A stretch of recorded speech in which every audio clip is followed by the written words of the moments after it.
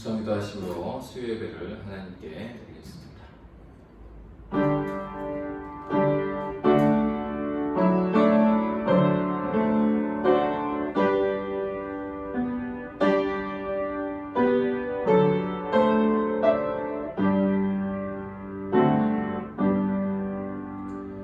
수고하고 무거운 짐진 자들아 다 내게로 오라.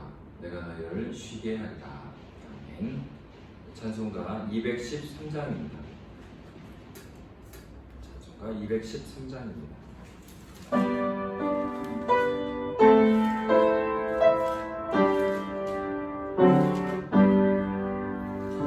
나의 생명 노리니 저여 받아주소서. 세상 살아갈 동안 찬송하게 하소서. 손과 발을 돌리니 저여 받아주소서. 주의 이름 위하여 밀접하게 하소서. 나의 음성 돌리니 저여 받아주소서. 주의 진리 말씀만 전파하게 하소서. 나의 보화 돌리니 저여 받아주소서. 하늘나라 위하여 저 끝에 쓰소서. 나의 시간 더리니 저여 받아주소서. 평생토록 저 위에 봉사하게 하소서. 아멘.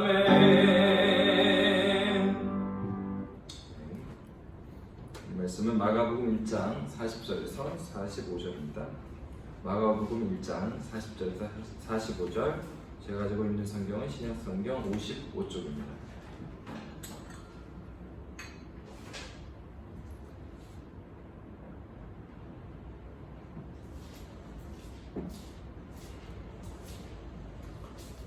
마가복음 1장 40절에서 45절입니다. 신약성경 55쪽입니다. 제가 읽겠습니다. 한 나병 환자가 예수께 와서 꿇어 엎드려 간구하여 이르되 원하시면 저를 깨끗하게 하실 수 있나이다. 예수께서 불쌍히 여기사 손을 내밀어 그에게 대시며 이르시되 내가 원하노니 깨끗함을 받으라 하시니 곧 나병이 그 사람에게서 떠나가고 깨끗하여 진지라. 곧 보내시며 엄히 경고하사 이르시되 삼가 아무에게도 아무 말도 하지 말고 가서 이 몸을 제사장에게 보이고 이가 깨끗하게 되었으니 모세가 명한 것을 드려 그들에게 입증하라 하셨더라. 그러나 그 사람이 나가서 이 일을 많이 전파하여 널리 퍼지게 하니 그러므로 예수께서 다시는 드러나게 동네에 들어가지 못하시고 오직 바깥 한적한 곳에 계셨으나 사방에서 사람들이 그에게로 나아오더라. 아멘. 함께 기도하겠습니다. 살아계신 하나님, 오늘도 주의 말씀 앞에 섰습니다. 주께서 함께하여 주시고 주님 의지하는 이 시간 되게 하여 주시옵소서. 주께 감사하며 살아계신 예수님 이름으로 기도합니다. 아멘. 꽃 감사합니다. 네, 예쁘죠?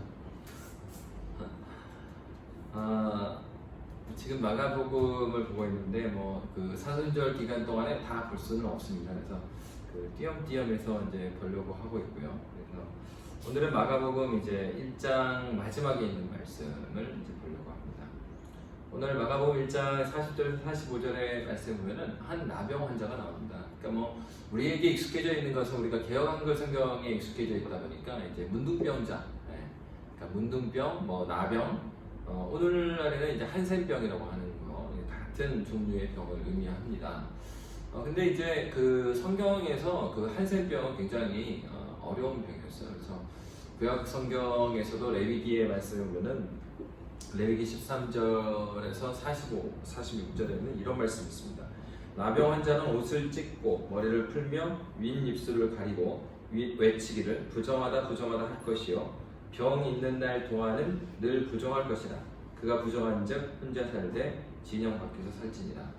여러분 구약 성경에서부터 이 나병, 그러니까 문둥병은 공동체 자체에서 같이 살 수가 없는 병이었습니다. 그래서 제사장에게 이제 판정이 나고 나면 이게 이제 문둥병이다, 나병이다 판정이 나고 나면 아예 이제 그 성에서 살 수도 없고, 그리고 사람들은 이제 문둥병 자체를 어떻게 생각했냐면은 하나님께서 주시는 병이다. 그래서 이제 하나님의 저주를 받은 것으로 그렇게 생각을 했습니다. 그렇기 때문에 이 이제 문둥병에 걸렸다는 것은 공동체에서 자체가 같이 이렇게 살 수조차가 없는 그런 환경입니다.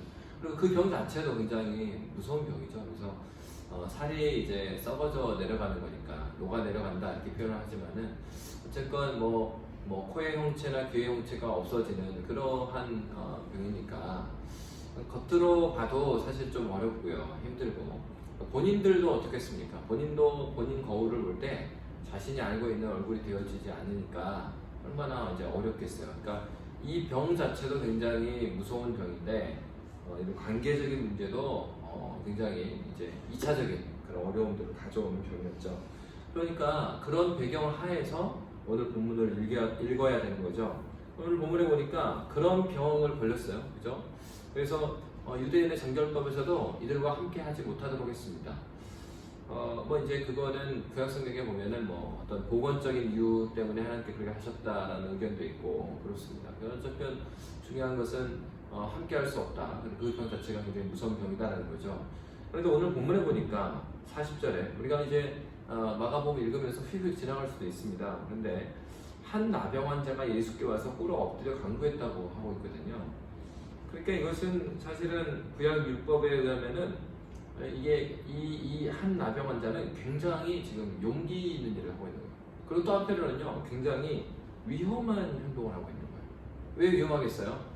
이렇게 나병 환자가 스스로 사람들이 많은, 그리고 예수님이 있으니까 예수님 다른 사람들 좀 있잖아요. 그러니까 사람들이 많은 군중들 가운데 스스로 나오는 것은 어떻게 보면은 이제 공동체에서 이렇게 맞아 죽을 수 있는 근거를 본인이 제공하는 거예요. 그러니까 어떻게 보면 오늘 본문에서 한 나병 환자가 예수님께 나왔다, 이 말은 그냥 휙 지나갈 수 있는 말이 아니고요.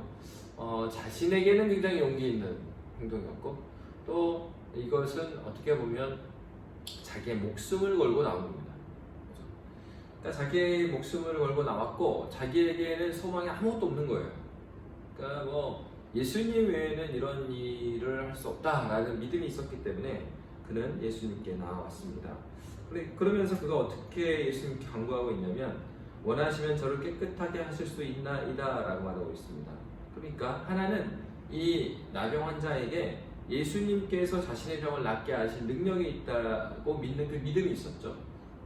그리고 두 번째는 예수님께 자신의 병을 낫게 하시려는 마음을 갖고 있는지를 묻고 있어요.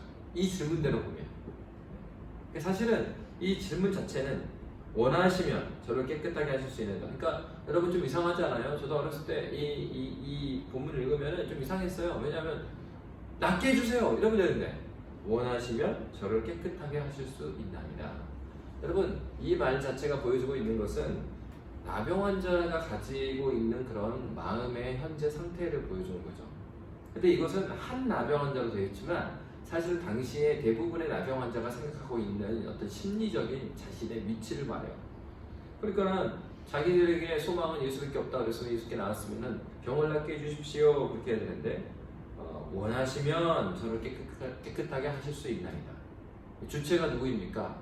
나를 낫게 해주세요 이렇게 하는 게 아니라 당신이 원하신다면 이렇게 하셔도 좋습니다. 안 해도 된다 라는 건 아닌데 굉장히 완곡한 표현이에요. 그러니까 원하시면, 예수님이 원하시면, 근데 여러분 이것이 바로 나병의 문둥병의 그 현저한 비참함이에요. 그러니까 심리적 상태가 어떻게 되어 있냐면 자신이 할 수 있는 게 아무것도 없어요. 먼저 이 문둥병이 선언되자마자 이 사람은 누구한테 그 버림을 받습니까? 가족에게 버림받죠. 그리고 친구들도 안 만나주죠. 그리고 그 성 자체에서 나가게 된단 말이에요. 성 밖에 살아야 돼요. 그러니까 이 사람들에게는 자신이 뭘 할 수 있다, 자신에게 뭘 해주라 라는 말 자체가 예수님이 아니어도 사회적 관계 가운데서 이미 그것의 소망이 끊겨버린 거예요. 그러니까 내가 뭐 할 수 있는 게 없으니까 내가 굶어 죽는 것도 지나가는 사람이 도와주면은 살 수 있는 것이지 자기가 뭘 도와주라고 한다고 해서 도와줄 수 있는 것도 아니고 그런 형편이 아닌 거죠.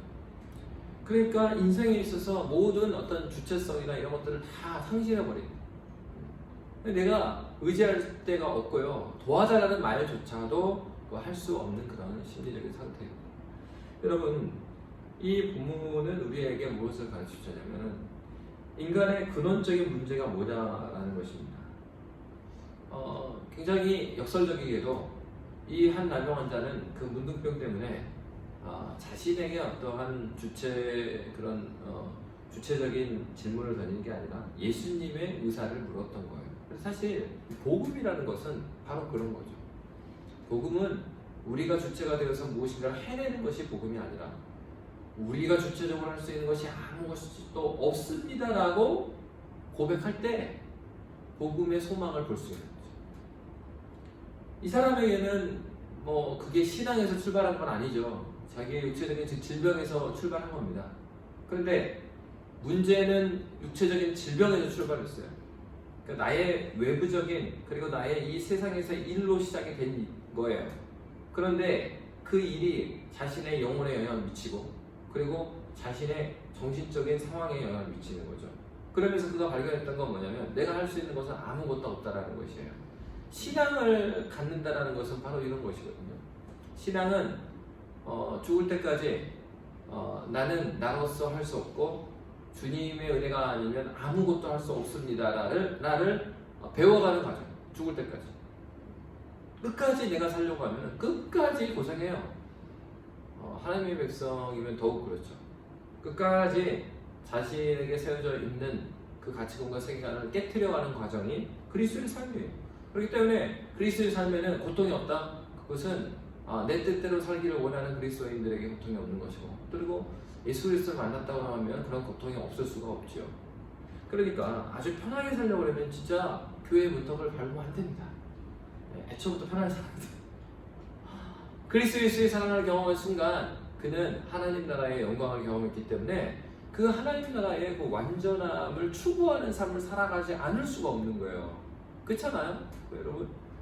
여러분이 생각하는, 여러분이 경험했던 가장 아름다운 자연을 한번 생각해 보십시오. 뭐 해외든지 뭐 국내든지 간에 2007년도에 제가 그 티베트에 가봤거든요. 그 라싸부터 해가지고 청두로 가서 비행기 타고 라싸로 가고 라싸에서부터 간체까지 가봤어요. 간체가 이제 네팔 넘어가는 마지막 도시거든요. 거기까지 이제 쭉 그 차 타고 가면서 뭐 비전 트립을 한 건데 라싸부터 해가지고 중간에 뭐 판첸나무가 있었던 궁궐부터 해가지고 쭉 그 왔다 갔다 했었는데 이제 거기서 봤던 거는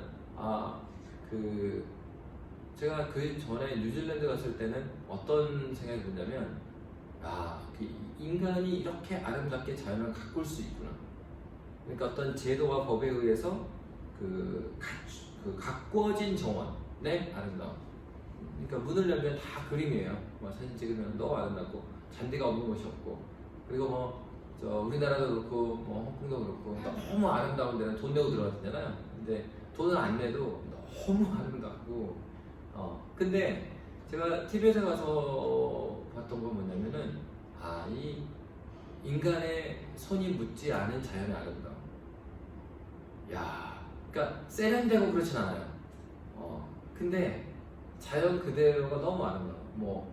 유채꽃을 거기에 재배를 하더라고요. 그래서 유채꽃을 따가지고 거기서 유채 기름을 팔더라고요. 우리나라에도 수입되던데요. 근데 라싸가 너무 깨끗하니까 거기서 이 유채꽃이 쫙 폈는데 지평선이 안 보여요. 쫙. 그리고 밤에 달이 떴어요. 근데 해발 3,800m가 평지거든요. 그러니까 이게 달이 너무 예쁘게 보여요. 이렇게 커다랗고 너무 예뻐요. 별이 너무 빛나요. 너무 아름다워요. 그러니까 여러분, 달이 예쁘고 별이 아름답다. 그걸 경험한 사람은 다른데, 한국을 가거나 다른데 가서 별의 아름다움, 달의 아름다움면은 고향 생각이 나는 게 아니라 내가 보았던 가장 아름다운 곳에 달과 별이 생각나는 거죠. 그 마찬가지예요. 하나님께서는 이 세상에 가장 아름다움의 근원이 되시다 보니까 그 하나님을 만난다는 것은 그 아름다움을 경험한 것이거든요. 그러니까 그것을 생각하지 않을래야 않을 수가 없는 거죠. 그러니까 그리스도인이라고 하면 그가 하나님 나라의 완전함을 맛을 본 사람이거든요. 맛을 본 것과 맛을 보지 않은 것은 천지 차이예요. 그러니까 맛을 봤기 때문에 이 맛을 본 사람은 이 땅에서도 그 맛을 추구하지 않을 수 없는 삶을 살아가는 거죠. 그런 사람에게 특징은 무엇입니까? 자신이 알고 있는 것을 최고의 것이라고 생각지를 않죠. 최고의 것이라고 생각지 못해요. 나는 미국에 안 가봤기 때문에 미국에 가면 또 그랜드 캐년 가면 또 놀란다고 하더라고요. 우리 집사님 중에 한 분도 라스베가스를 갔다가 그랜드 캐년을 간 다음에 예수를 믿게 됐다. 인간이 만들어낸 최악의 그 더러운 그 모습. 라스베가스에서 인간의 최고의 만들어낸 운명은 이것이고 하나님께서 만들어낸 이 작품은 이것이구나. 그 광활한 자연 앞에 섰을 때에 인간의 그 자금과 그 자연의 완벽한 것, 광대함. 하나님께서 이런 분이시겠구나. 그렇게 해서 이제 복음을 전하고 그렇습니다. 인간의 근원적인 문제는 그가 자신의 의지보다 주님의 의지를 물을 수 있느냐에 달려 있는 거죠. 그는 그렇게 생각했어요. 자기에게 예수님께 나를 낫게 해주십시오라고 요청할 만한 자격이 자신에게 없다라고 그는 생각했습니다. 이것이 팔복에서 첫 번째 예수님께서 말씀하시는 바와 같이 심령이 가난한 자죠. 마음이 파산돼 버렸어요. 그래서 내가 뭘 할 수 있다라는 그러한 소망이 나에게 없어요. 그렇다고 해서 물론 절망이 있습니다. 절망 가운데 머물러 있는 사람이 아니라 어떤 사람이요? 절망 가운데 소망을 찾았어요. 유일한 소망은 뭐예요? 저 예수 만나는 거예요. 저 예수님께 부탁하는 거예요. 그렇지만 예수님께 명령하지 않았어요. 그리고 예수님의 마음을 물어보았습니다. 여러분, 신자가 하나님 앞에서 살 수 있는 길은 오직 이 한 길이에요. 다른 방법이 없어요. 그렇기 때문에 이 나병환자의 요청이 무엇이었습니까? 오늘 본문에 보면은 나를 낫게 해주십시오 한 게 아니고 40절에 저를 깨끗하게 하실 수 있나이다 라고 했어요. 낫게 해주세요가 아니고 깨끗하게 해달라는 거예요. 여러분, 이것은 무엇을 의미하고 있습니까? 배경 자체가 유대인들의 배경 아니에요? 유대인들에게 있어 정결함, 깨끗한 것과 부정한 것의 이 구분은 너무나 첨예한 것이었어요. 사느냐 죽느냐의 문제예요. 단순히 성 밖에 있는 게 아니죠. 내가 살아갈 수 있느냐 마느냐의 문제인데 내가 살 수 있는 유일한 길은 깨끗함을 받는 거예요. 나병을 낫는 것이 아니라 깨끗함을 받는 거예요. 제사장이 네가 정결하다라고 선언해 주는 것이 유일한 살 길이에요. 여러분 이것이 아주 복음에 있어서 핵심적인 얘기를 말하고 있는 거예요. 우리에게 있어서 하나님께서 우리에게 복음을 주신 이유가 무엇입니까? 그것은 우리의 삶의 문제로부터 시작된 그 문제를 풀고서 이제 풀렸으니까 안녕? 이걸 하기 위해서 하나님께서 우리에게 문제를 주시지 않는다는 거예요. 하나님께서 일상의 삶을 살아갈 때 우리에게 거쳐던지는 많은 문제들이 있고 어려움이 있습니다. 때로는 가족으로부터 어려움이 당할 수도 있고요. 또 이 문제로 인해서 가족도 또 나에게 친한 그 인간적인 관계도 그리고 어떤 공동체에서의 관계도 다 깨질 수 있어요. 그렇지만은 중요한 것은 무엇이에요? 그 가운데서 그가 유일하게 붙잡을 수 있는 것은 그가 하나님 앞에서 인정받는 것이에요. 제사장이 네가 정결하다라고 선언해 줄 때 그의 그 모든 삶이 바뀌는 것처럼 하나님께서 인정해 주실 때 내 삶이 변화되는 거죠. 그러면 하나님께서 인정해 주신다는 것은 무엇을 의미하겠어요? 문제는 나의 삶 가운데서 이 나병으로 시작된 문제입니다. 문제는 나의 일상의 삶의 어떤 특정한 문제 때문에 시작한 거예요. 그런데 이 문제가 해결되는 것이 근본적인 끝이 아니라고. 하나님께서 이 문제를 나에게 허락하신 그 이유가 무엇인가? 하나님 앞에서 신자로서 나는 어떻게 살아가야 될 것인가 하는 부분을 그 문제를 통해서 볼 수 있는 그런 믿음과 그런 눈이 있어야 합니다. 그래서 사실은 우리가 홀로 이 인생에서 홀로 싸워간다고 할 때 이것은 쉽지 않은 문제예요. 왜냐하면 우리가 누구도 남의 문제에 훈수를 잘 둡니다. 그죠? 여러분 목장 모임을 하거나 교제할 때 그러지 않아요? 딱 그러면 그렇겠다 저렇겠다 공감해주는 듯 하다가 나중에 가서는 그럴 때는 이렇게 하고 저렇게 하고 어떻게 그렇게 판단도 잘하고 분별도 잘하는지 몰라요. 근데 그 문제가 내 문제가 되면은 그게 쉬운 문제가 아니에요. 아니 뭐 다 알죠. 뭐 이렇게 해야 되고 저렇게 다 아는데 당장에 나는 그 마음이 잘 생기지도 않고 감정적으로 너무 어려운 가운데 있는데 이게 그때 어떻게 해야 되겠어요? 깨어 있어야 되는데 깨어 있기가 쉽지 않은 거예요. 나의 환경의 힘과 나의 정서적인 어려움이 같이 와서 나의 지성을 혼란스럽게 하는 경우가 대부분이기 때문입니다. 바로 그럴 때 이 나병 환자의 하나님께서 주셨던 정말 귀한 마음은 뭐냐면 그가 문제의 근원이 나병이 아님을 알고 있는 거죠. 나를 깨끗게 해주십시오. 여러분 우리가 주님께 기도할 때 우리는 어떻게 기도하고 하나님께 요청하고 있습니까? 내가 하나님 앞에서 정결해지는 것이 근본적인 나의 소원안인지 아니면 지금 나에게 있는 문제를 해결하는 것 그 자체가 나의 목적인지 그것은 아주 천지차이예요. 똑같이 나병 환자가 있고 뭐 나병이 아니더라도 우리에게 어떤 기도적인 그 문제가 있을 수 있어요. 근데 삶의 문제가 있어요. 근데 이 문제를 놓고 똑같이 기도합니다. 근데 똑같이 기도하는데 어떤 사람은 이 문제가 최종적인 목적이 아닌 거예요. 내가 하나님 앞에 옳다 인정하심을 받는 것이 목적인 사람이 있고요. 어떤 사람은 이 문제를 해결하는 데 목적이 있는 사람이 있어요. 어린아이들은 그 문제 해결하는 것이 우선입니다. 부모는 그렇게 얘기하죠. 오늘은 너무나 네가 과자를 많이 먹었다. 네가 더 과자를 먹을 때 네 응가가 나오지 않고 그랬을 때 네 엉덩이가 아프고 그리고 네가 밤에 잠을 못 자고 그러니까 네가 건강한 아이로 자라기 위해서는 이제는 절제하고 먹지 말아야 돼. 근데 아이는 어때요? 당장에 눈에 보이는 요 초코파이다. 눈에 보이는 케이크를 먹어야 되거든요. 신앙이 어린아이와 같을 때는 눈에 앞에 보이는 거에 허덕이며 살아가는 거예요. 그러나 우리가 한 걸음 한 걸음 신앙이 자라갈 때 보이는 바가 있습니다. 하나님께서 그때에도 내가 언제 이런 문제를 기도했을 때 응답하시는 하나님이었지. 처음에는 응답하시는 게 신기해요. 기도하니까 응답해 주시거든요. 그러니까 두 번째 그 단계에서는 계속해서 응답을 받는데 이게 또 사람들이 아주 교만한 것이 응답을 계속 받으면요 그 응답 받는 게 신기하지도 않고 감사하지도 않아요. 그거 누가 딱 그런 얘기 하면은 그래 나도 옛날에 그랬지. 근데 그때는 뭘 봐야 되겠어요? 하나님께서 응답하시는 것 자체가 신기한 일이 아니라 더 신기한 건 뭐냐면 하나님께서 이렇게 응답해 주셨는데 여전히 변하지 않는 내가 정말 신기한 사람인 거죠.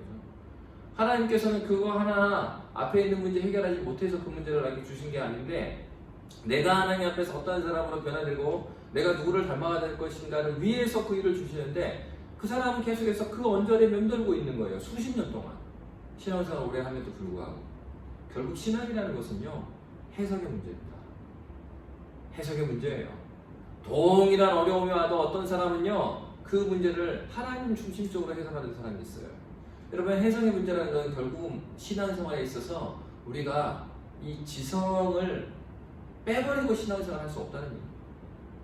왜요? 태초에도 하나님께서 사람들에게 언어로 말씀하셨어요. 지성을 통과하지 않고 우리에게 무엇인가를 행하시지 않으셨다고요. 첫사람 아담에게 말씀하셨을 때 말씀하셨어요. 말씀하셨다는 것은 어떤 얘기를 하셨다는 것을 아담이 알았어요. 생육하고 번성하여 충만하라, 정복하고 다스리라, 그 말이 무슨 말인 줄 알았어요. 지성을 통과하지 않은 감정과 의지는 다 거짓된 것이에요. 그러니까 신앙생활 할 때에 우리의 지성을 붙들어야 되거든요. 그리고 하나님을 아는 지식이 있어야죠. 그래서 전통적으로 교회 안에서 지성을 그렇게 강조했던 이유가 그거예요. 지성을 강조한 거는 공부 잘하는 사람 그거는 하는 게 아니에요. 하나님을 알아야 우리에게 이 세상에 오는 수많은 문제들에 있어서 하나님 주식적으로 해석할 수 있기 때문에 그래서 말씀을 강조하는 거예요. 그리고 말씀을 강조해서 되겠습니까? 그 성경을 매독하고 다 외우면은 막 지성이 생깁니까? 막 이렇게 지혜가 생겨요? 아니에요. 이 지혜라는 것은요, 하나님 아는 지식적인 요소가 분명히 있습니다. 근데 지식에서 끝나지 않고 이 지식대로 이 삶을 살아가다 보면 어떤 깨달음이 있게 돼요? 아, 그 말씀이 그 말씀이었구나. 가장 교만한 사람 어떤 사람입니까? 말씀 듣고 저거 옛날에 누구 목사님도 말했고 누가도 말했거든. 아니 그러면은 성경이 새로운 얘기를 하는 게 성경입니까? 설교자가 새로운 얘기를 하는 순간 그 사람은 이단이 돼요. 진리는 새로울 수 없어요. 진리는 똑같아요. 근데 진리를 새로운 방식으로 말할 수 있겠죠. 그러면 신자에게 있어서 중요한 건 뭐냐면 이렇게 새롭게 들려지는 그 말씀들, 그러나 변하지 않는 그 진리를 나의 삶 가운데 적용하고 그리고 살아내보는 거예요. 그러면서 어떤 고백이 있습니까? 다음 주에 왔을 때 하나님 정말 내가 이 말씀을 듣고 살아냈더니 주님은 정말 이런 분이셨습니다 라고 고백하는 거예요. 그 예배예요. 그러한 삶이 없을 때 기도가 안 됩니다. 말씀 가지고 살아내는 삶의 현장이 없는데 어떻게 하나님께 기도할 거리가 있겠어요? 그냥 그 목탁 두드리면서 주문해오는 거와 똑같은 것이지. 하나님 말씀을 들었으면 신자는 하나님께 깨닫게 하신 그 말씀이 정말 그러한가 하고 나의 삶 가운데 나를 시험해보라고 그랬어요. 하나님께서. 심지어는 왜요? 너무 답답하니까 이스라엘 백성들이 하는 것이. 하나님 앞에서 하나님 말씀대로 살아내려고 애쓰는 그 사람에게 하나님은 하나님을 아는 지식, 여기서 말하는 하나님의 지식은 인포메이션을 말하는 게 아니죠. 날리지. 안다요. 안다. 경험을 통해서 아는 지식을 성경에서 하나님 아는 지식이라고 했어요. 고상한 지식. 바로 그렇게 경험을 통해서 알게 된 하나님을 아는 사람에게 지혜가 있는 것입니다. 그 지혜가 있을 때 어때요? 나에게 일어나는 그 일, 이 문둥병자에게는 이 문둥병, 이 나병이 지금 문제죠. 근데 이 나병을 통해서 그가 해석이 될 수 있는 그 힘이 생겨나는 거예요. 근데 이런 훈련이 안 되는 사람은 어떻게 했습니까? 해석 자체가 안 됩니다. 그렇게 하고 나이 들면 어떻게 되는 줄 아세요? 굉장히 힘든 분이 되는 거예요. 여러분, 그 목사님들하고 대화하면 좀 힘들잖아요. 그냥 목사님들이 사실은 이렇게 그 화랑 같은 경우에서는 목회자가 되려면 굉장히 이렇게 그 지성적 훈련이 많이 돼야 돼요. 목사가 되기도 힘들지만 목사가 되고 나서 한 10년 동안 초임 목사들이 하는 일이 뭐냐면 총회에서 중요한 이슈들에 대해서 레포트를 쓰게 되어 있습니다. 연구 결과를 그 총회, 예를 들어서 이번에 어떤 사람이 약간 이단 시비가 있어요. 그래서 어느 노회에서 이 사람은 이단입니까 뭡니까 하고 질의를 올리면 총회에서 바로 결정을 안 내려요. 그러면 이 연구위원회를 만들어서 그 연구위원들을 세워서 이거를 신학 교수들과 함께 레포트를 만들어서 내도록 만들고, 그러면 레포트를 전국 회원교회에다 보내면 회원교회 목회자들이 그것을 다 숙지하고 난 다음에 그 다음 총회 와서 그거를 디스커션하고 그 다음에 결론을 내린단 말이에요. 그런데 그 기본적인 리포트를 누가 만드냐? 초임 목사들이 만드는 거예요. 근데 거기에 단순히 이단 얘기만 나오느냐? 아니에요. 사회적으로 코로나에 대해서 그러면 교회는 어떻게 볼 것인가? 코로나는 무엇인가? 이런 것들을 훈련을 목사들이 10년 동안 하는 거예요. 그러니까 초임 목사들이 목회하면서 그거 하려면 죽어나는 거죠 이게. 근데 사회적인 이슈부터 해갖고 수많은 많은 논의되는 문제를 한 10년 동안 내 것들을 쓰다 보면요 사상이 구축이 되고 생각의 크기와 넓이가 이제 넓어지는 거예요. 근데 한국 교회에서는 목회자들에게 그러한 거를 요청하지 않죠. 왜냐면 우리 교회 자체가 너무 역사도 짧고 한국 교회는 사실은 사회에 관심이 많지 않아요. 그리고 아이 돌아간다. 그냥 어떻게 돼요? 나이가 드니까 목사님들 어떤 사람이 돼요? 그냥 이 뇌가 팍 굳어 있는 거예요. 그래서 예수님께서는 그렇지 않으심에도 불구하고 딱 자신이 경험한 것 외에는 받아들이지 못하는 분이 돼 있어서 목사님이 신방하고 나면은 뭐가 기쁘고 즐거워야 되는데 목사님이 신방하고 나면 굉장히 답답한 마음을 갖게 돼요. 요즘 젊은 친구들이 말하는 답정너. 목사님은 답이 정해져 있어. 목사님 신방을 받고 싶지가 않아. 만나지 않아도 우리 목사님 뭐라고 말할 줄 알아. 복음은 어떤 측면에서는 답정너죠. 복음 자체가 어떤 측면에서는.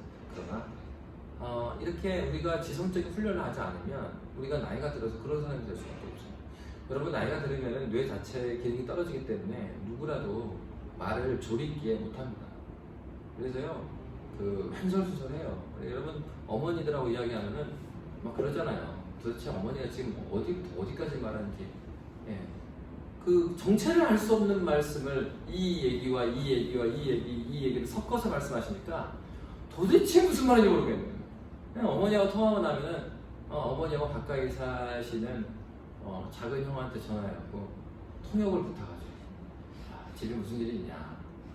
어머니에게 무슨 일이 있냐? 그거는 이러이러해서 그렇다는 말씀이에요. 근데 나이가 좀 다 그렇게 되는데 중요한 건 그렇게 지성적인 훈련이 되어 있는 사람은요 그 속도가 천천히 와요. 근데 그런 훈련을 하지 않은 사람은 이제 막 50대만 돼도요 대화하기 힘든 사람이 돼 있어요. 대화를 보면 자기 얘기만 막 한 30분 하는 거예요. 그러면은 그 만나서 교제하는 게 기쁨이 되는 게 아니고요 너무 힘든 거예요. 그 말씀이 어른이니까 집중해야 되겠으니까 집중하고 내가 정리해서 들어야 되잖아요. 이게 또 A에서 출발했는지 B에서 출발했는지 모르겠는데 내가 정리해서 들으니까 에너지가 너무 많이 들어요. 그러니까 그 다음부터는 그분을 만나기 힘들어요. 만나려고 하면 너무 부담스럽고 대화하기도 좀 힘들고. 어떤 사람이요? 하나님 예수를 믿는데 나의 삶의 문제를 해석하는 훈련이 되어 있지 않으면 다양한 측면에서 그리고 예수 중심으로 질서 정연하게 나의 삶의 문제를 해석해 놓지 않으면 인생의 말년에 있어 이 모든 것들이 헝클어져요. 물리적인 뇌 기능이 떨어지기 때문이기도 하고 그동안 하나님께서 주신 뇌를 훈련시키지 않았기 때문에 그래요. 이 뇌라고 이야기하지만 우리의 지성을 훈련해야 되는 이유가 여기 있고요. 이 지성을 훈련할 때 우리에게 내가 생각지 못하는 내가 이해 못하는 수많은 감정을요 다 해결할 수 있어요. 상담가들이 해주는 게 뭔지 아십니까? 상담가는요 사실은 내가 우리가 특별한 얘기를 해주지 않습니다. 여러분 얘기 들어주고요. 뭐가 상담가들이 해주는 거냐면 사실은 상담가한테 갈 정도 되면은 우리 안에 굉장히 헝클어진 게 많거든요.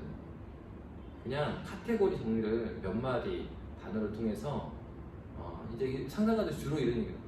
그래서 우리 어머님 말씀하시는 건 이 말씀이시죠? 주로 그런 얘기 하거든요. 새로운 얘기 하는 게 아니라 우리 어머니가 막 헝클어서 말하는 거를 그래서 요거는 이런 말씀이시죠? 정리해 주는 거예요. 그러면 자기가 정리가 되고 나서 2시간 동안 자기 혼자 이야기해놓고 나올 때 선생님 너무 감사합니다. 내 문제가 해결됐어요. 나오니 그분이 해결해 준 건 별로 없어요. 그러니까 왜?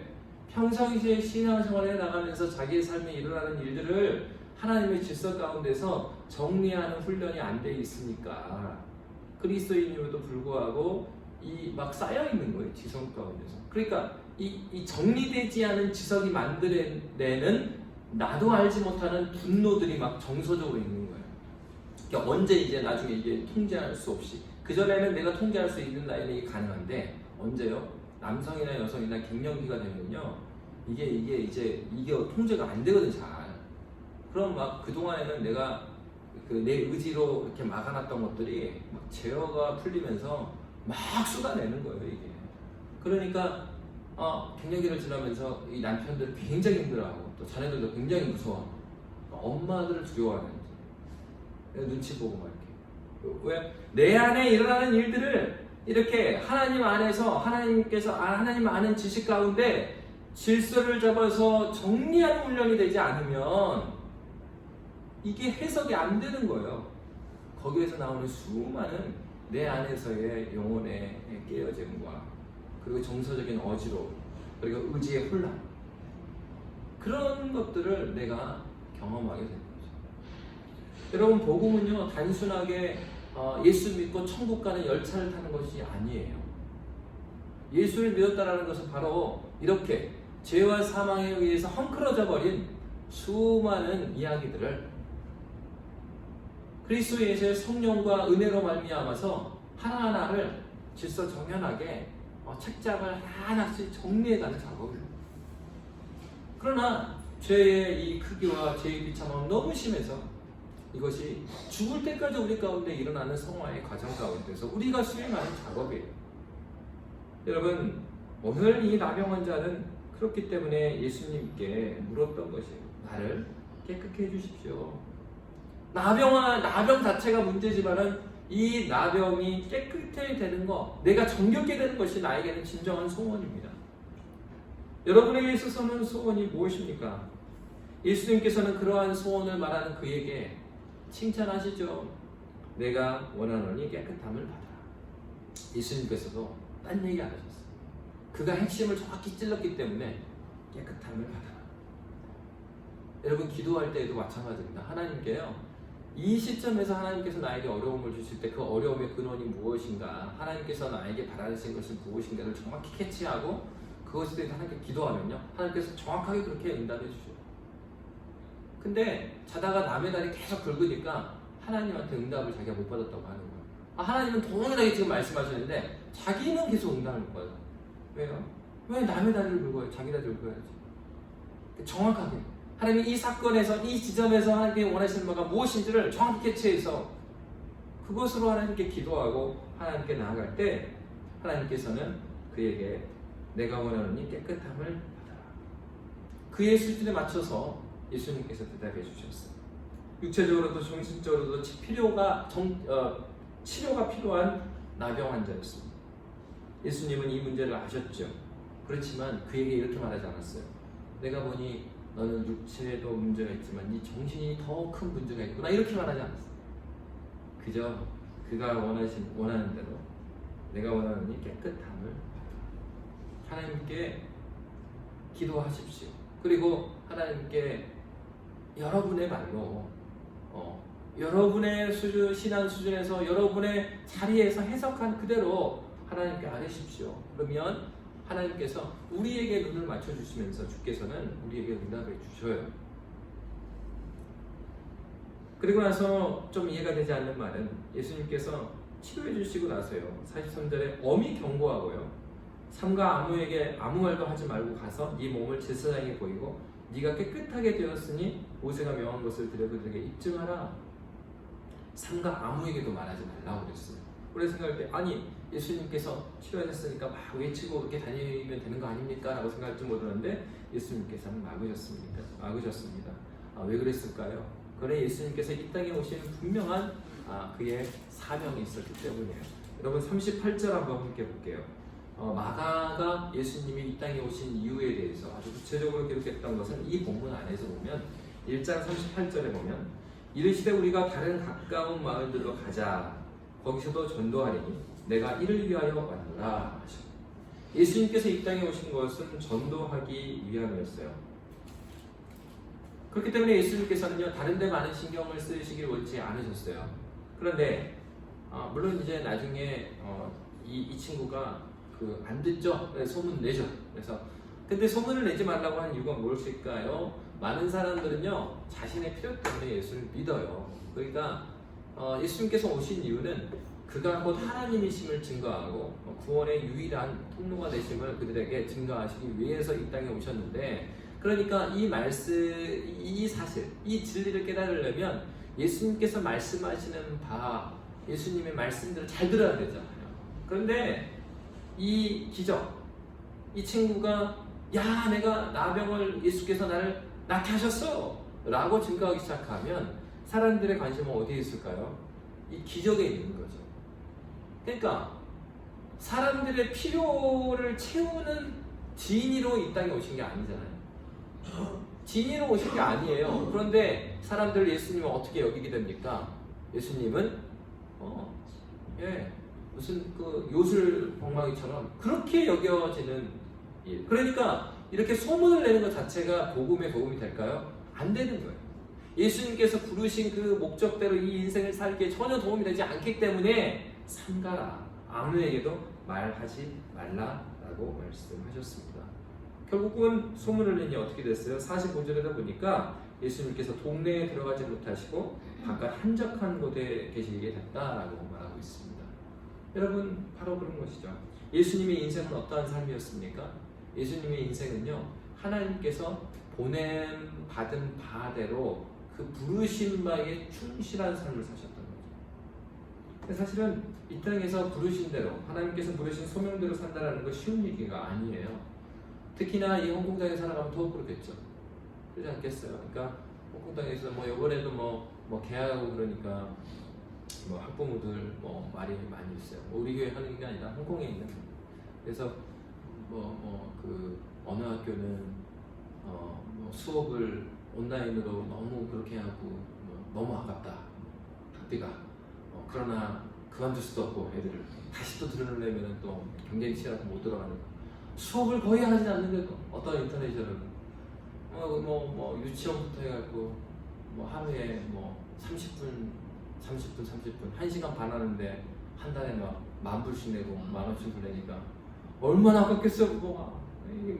이걸 보내야 되냐 말아야 되냐. 너무 여러분 이렇게 살다 보면은요 어떻겠어요? 어떻게 하루하루가 이 어려운 시절에 이 코스트가 높은 홍콩 땅에서 신앙을 지킨다라는 거는 진짜로 정말 깨어있고 하나님 붙들지 않는 이상 너무 어려운 거예요. 일상의 삶을 살아갈 때 우리가 소명을 따라 살아간다 하지만은 이 소명을 따라 살아가는 것이 그렇게 말처럼 쉬운 건 아닙니다. 부르심 받은 대로 따라가는 게 쉬운 거 아니에요. 예수님도 그렇지 않겠어요? 수많은 인기가 된 거야. 갑자기 예수님께서 스타가 된 거예요. 수많은 사람들의 외침과 와 예수님하고 막 높여주는데 그 모든 것들이 예수님의 관심 대상이 아니었어요. 우리의 관심 대상은 우리가 누군가에게서 드러내거나 그리고 인정받은 사람이 되는 것이 우리의 관심사가 되어서는 안 되고, 또는 우리가 이 하루하루를 이곳에서 버티는 것이 우리의 인생사가 되어서는 안 되고, 하나님께서 이 땅에 왜 보내셨고 이 교회에 왜 보내셨고 이 가정에 나를 왜 보내셨는가, 하나님의 부르신 목적이 무엇이고 그리고 그 부르신 목적을 내가 발견했다고 한다면 오늘도 그 길을 걸어가고 있느냐, 그것이 전국적으로 하나님께서 그에게 네가 착하고 충성된 중인지 그렇지 않은지를 판별하는 기준이었습니다. 1달란트 받았고 2달란트 받았고 5달란트 받은 자에게 2달란트 받은 자에게 야 너는 왜 5달란트 받은 자보다 적게 남겼느냐라고 예수님께서 말씀하지 않았어요. 2달란트 5달란트 동일하게 예수님께서 무엇이라고 말씀하셨습니까? 착하고 충성된 종아, 이렇게 말씀하셨습니다. 그러나 1달란트를 받고도 그 1달란트를 하나님 부르신 대로 맡겨준 대로 그것을 사용하지 않은 그에게 게으르고 악한 종이다라고 말씀하셨습니다. 여러분, 우리 그리스도인들은 어떠한 삶을 살아가야 되겠습니까? 하나님께서 우리에게는 분명한 사명을 주셨어요. 이 땅에 사명을 주셨는데 우리 그리스도인으로서 가지고 있는 공통적인 사명, 그거는 하나님 나라의 현실이에요. 우리 자체가 소금과 같이 빛과 같이 살라고 하신 게 아니고 너희가 소금이다라고 하셨어요. 이건 저기와 똑같아요. 예수님께서 어떻게 말씀하셨습니까? 나는 누구이다. 나는 스스로 있는 자다. 하나님께서 말씀하셨죠. 그와 똑같은 용법으로 예수님께서 나는 목자다. 나는 포도나무다. 이렇게 말씀하셨어요. 그와 마찬가지로 우리에게 어떻게 말씀하셨습니까? 너희는 소금이다 라고 말씀하셨어요. 너희는 빛이다 라고 말씀하셨어요. 여러분, 이미 우리가 소금과 빛입니다. 우리는 이미 부르심이 있는 자고 사명이 있는 자예요. 다만 부르심의 자리가 다를 뿐이에요. 여러분, 우리가 어떤 삶을 살아내야 되겠습니까? 여러분, 사순절 기간 자체가 중요한 것이 아니고요. 특별한 기간은 예수님께, 하나님께 필요한 기간이 아니고 우리한테 필요해서 만들어낸 거예요. 왜? 자꾸 잊어먹으니까. 이 기간 동안에 우리가 기억해야 될 것은 그리스도 예수께서 이 땅에 왜 오셨고 그의 사명은 무엇이었는가? 그러면 우리의 사명은 무엇인가? 그렇다면 이 땅에서 우리는 어떻게 살아야 될 것인가를 하나님 앞에서 고민해보고 분투해 나가야 될 것입니다. 여러분, 역사적으로 사순절 기간에 종교개혁자들은 무엇을 했냐면 교인들에게 세례교육을 다시 했어요. 왜요? 세례교육 자체가 교회가 이 땅에서 무엇을 살 것인가, 하나님이 누구이시고 그리고 사람은 누구이며 그럼 이 땅에 우리는 어떠한 존재인가를 다시 한번 깨닫게 하기 위함이에요. 여러분, 부활의 날, 부활의 아침을 기다리는 것은 다른 것이 아닙니다. 우리가 오늘을 살아가는 이 현실 가운데 우리는 누구인가를 다시 한번 확인하는 시간이고, 그리고 우리의 삶 가운데서, 고통 가운데 살아갈 때 유일하게 우리가 살아낼 수 있는 것은 바로 그리스도 예수의 부활의 은혜가 아니면 오늘 살 수 없다는 걸 깨닫는 거죠. 그런 은혜를 크게 받는 사람이 누구겠습니까? 부르신 소명의 삶을 살아가는 사람에게 똑같은 것 같으나 그 똑같은 그 은혜가 하나님의 크신 은혜로 다가오는 것입니다. 여러분의 삶의 현장을 기억하십시오. 그리고 우리의 삶의 현장으로 돌아가십시다. 바로 그때 하나님께서 우리에게 위로가 되어주시고, 우리가 간구하는 것처럼 원하노니 나를 깨끗게 해주십시오 했을 때 예수님께서 원하노니 깨끗함을 받으라라고 응답해 주실 것입니다. 함께 기도하겠습니다. 살아계신 하나님 아버지, 주의 은혜에 감사합니다. 우리가 사순절을 지나가며 마가복음 함께 묵상하고 있습니다. 하나님께서 우리에게 우리의 삶의 현장을 해석할 수 있는 은혜를 허락하셨사오니 오직 주님 앞에 나아올 수 있도록 인도하여 주시고, 하나님, 우리가 정말 하나님 앞에서 부르신 자리에 살아가는 이 하루 될 수 있도록 주께서 함께하여 주시옵소서. 이전에 우리 주 예수 그리스도의 은혜와 성부 하나님의 크신 사랑과 성령 하나님의 교통하심이 이제로부터 영원토록 함께 있어지이다. 아멘.